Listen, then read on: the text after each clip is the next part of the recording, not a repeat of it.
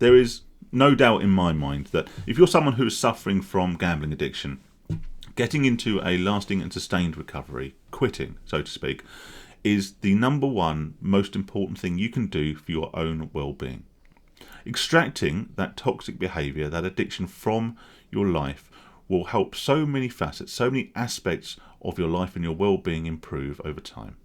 You will see an improvement in your relationships with friends and family and romantic relationships. You'll probably be more productive at work. You'll sleep better. You'll find your mental health is massively improved. Your physical health will improve as well, because you'll find time to partake in maybe more healthy activities that you've been neglecting in order to feed this addiction. And of course, although I'd never say it's the most important thing, your finances will over time improve. What I want to talk about in this video, however, is why quitting gambling, making the decision to stop gambling, whilst it could be the first step in the biggest, most important change of your life, isn't in and of itself a big deal, and we certainly shouldn't consider it to be one. Firstly, before I get into the meat and potatoes of this video, I just want to say hi. Hope you're keeping safe, hope you're keeping sane. Thanks for clicking on this video. If you're new around here, my name's Phil. Please like and subscribe at the end of the video if you like what you've seen. Thank you to George and Nicholas, who have become the first 2 Patreons of the Only Phil channel. I'll put a link in the description. There's a bit of shameless self-promotion there. I am thinking in the future what I might do is upload the videos to the Patreon maybe a couple of days before I stick them on YouTube. That way it's a little bit of a thank you to those people who choose to support me in that way, but it doesn't necessarily disadvantage anyone who just wants to watch the videos on YouTube. And if that's you, then thank you very much for watching and doing all that great YouTubey stuff. So why, when I'm saying quitting gambling is the most important, the biggest step to self-improvement you can make, am I then turning around and saying it's no big deal in effect? Like anything we do in life that is important, it's not a giant leap. It's a series of small steps. Now, at the risk of sounding like I'm drifting into some form of low-rent TED talk here, let me explain. I made a video recently about how I'd been to the gym and how it hadn't changed my life. All right, I went to the gym once and I was still fat. Okay, now I've been to the gym pretty regularly ever since I made that video. In fact, I've been going sort of probably 5 times a week, and I have started to notice improvements. I'm still overweight.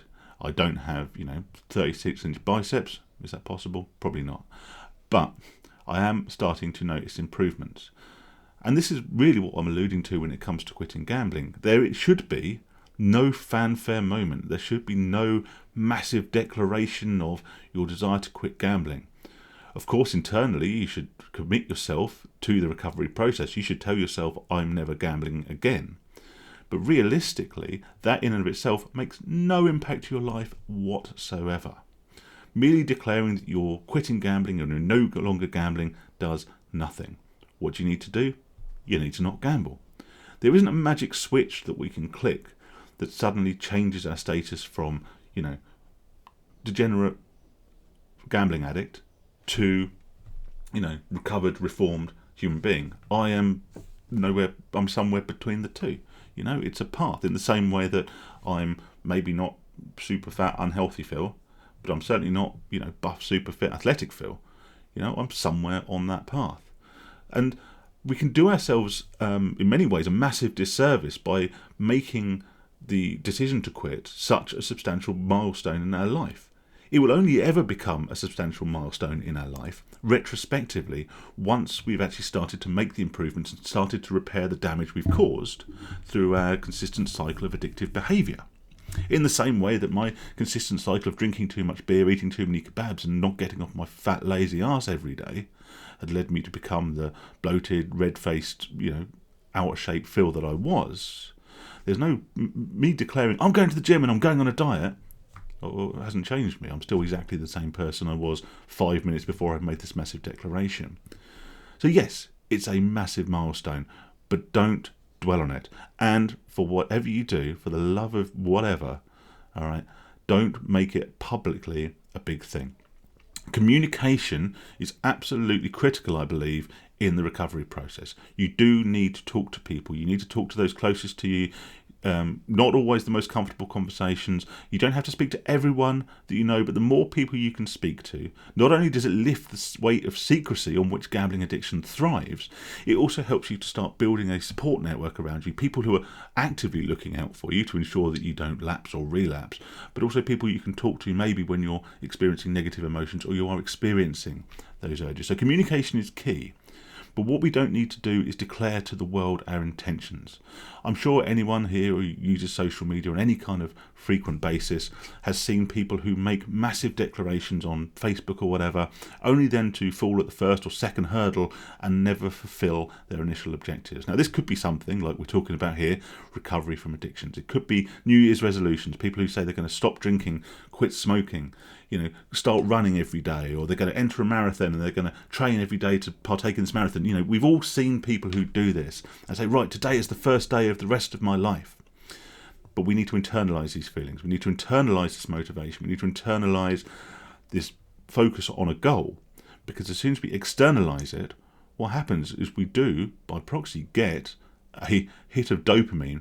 We get the same chemical rush we do from the addiction from announcing that we are going to withdraw this toxic behaviour from our lives.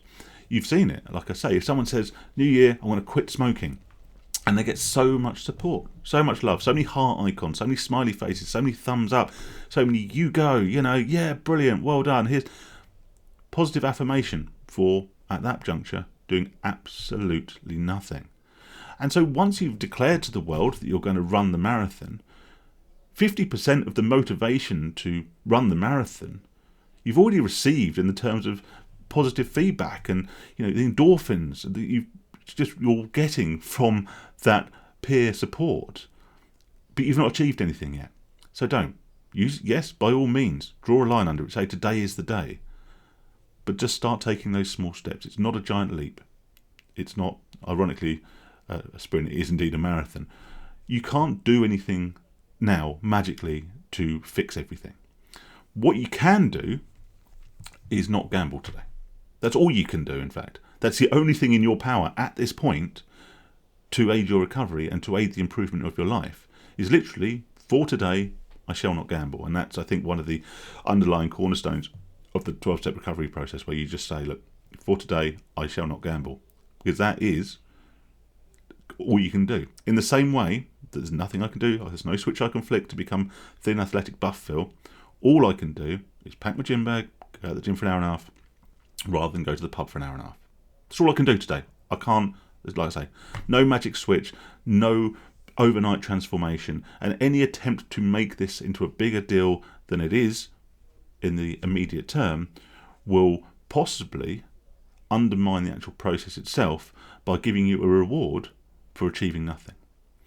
Because realistically, what's to stop you from relapsing and then making another public declaration, the same as the bloke I know who's given up smoking more times than I've had hot dinners, or the woman on Facebook who's always going on a diet, but then in the next series of photos she's out at some restaurant stuffing her face. No fat shaming, by the way. People in glass houses and stuff. So for yourself and for those around you and the people you love, don't gamble today. Okay. And then tomorrow, don't gamble tomorrow. But worry about that tomorrow. You're not gonna suddenly be a recovered gambler overnight. I'm not a recovered gambler. People I know who have not gambled for far, far longer than me, they're not recovered. They might not be addicts anymore, and I'll certainly make a video in the future about labelling yourself as an addict, because I think that can be incredibly harmful. All right, but just focus on today. It's not a big step. It's a series of very, very small steps. But like going to the gym, you will start to see improvements. And so, the risk of, again, butchering another cliche, you need to enjoy the process. You need to fall in love with the process and not with the end goal. Ultimately, for people who make the decision to quit gambling, the end goal is to find financial stability, to repair relationships, to be more efficient, more productive, more healthy, have better mental health. And all those things will come. I haven't got them all, okay, but all those things will come. But you need to enjoy the process of rewarding yourself, that mental stability, that mental security, that relief that you get to the end of another day without gambling. And before you know it, the days will add up and the benefits will start to show. But don't make a big public expression of your quitting gambling. And don't expect too much of yourself. Don't expect that you're going to do this and that suddenly everything's going to change. And you can look at some recent videos I've made about how in the early stages of recovery you might actually feel worse. You might be bored. You might find you've got an excess of time that you have no idea how to fill. And boredom and loneliness and, combine that with the urges, and it's a very, very dangerous cocktail.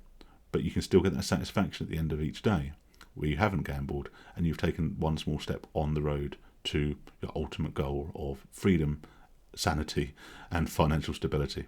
Stay safe, stay sane. Like I say, like, subscribe, Patreon link in the description, and I'll speak to you all soon. Have a great day.